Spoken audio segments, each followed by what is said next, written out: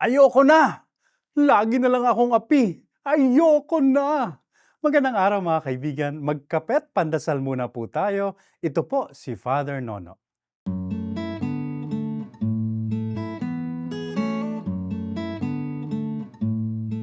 O 2026 na po, bagong taon na. Pero baka naman luma pa rin ang script nyo para sa inyong sarili. Tulad nga nung mga nabanggit ko kanina, ako'y api, sawi, bigo, talunan, walang nagmamahal sa akin, etc.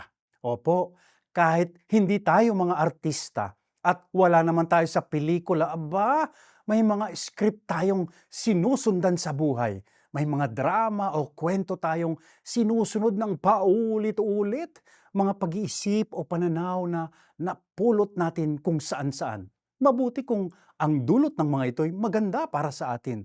Pero kung negatibo, kung hindi nakabubuti sa atin, abay, panahon na pong palitan. 2026 na, baguhin na natin ang ating mga script. Imbes na drama, subukan naman natin ang umaatikabong aksyon o comedy. Sabi nga ni Jesus, siya raw ay bagong vino, new wine. At ang sisidlan ng bagong vino ay bago rin dapat dahil kung ito'y luma, ito'y masisira lamang. Ibig sabihin, bagong kaisipan, bagong pananaw ang tinuturo ni Jesus. Kaya't kailangan nating lawakan ang ating pag-iisip. Kahit po mga psikologo o psychologist, ganyan din ang sinasabi. Minsan kapag walang maganda o mabuting nangyayari sa buhay mo, ang kailangan mo lang ay tingnan ito sa ibang anggulo, sa ibang pananaw.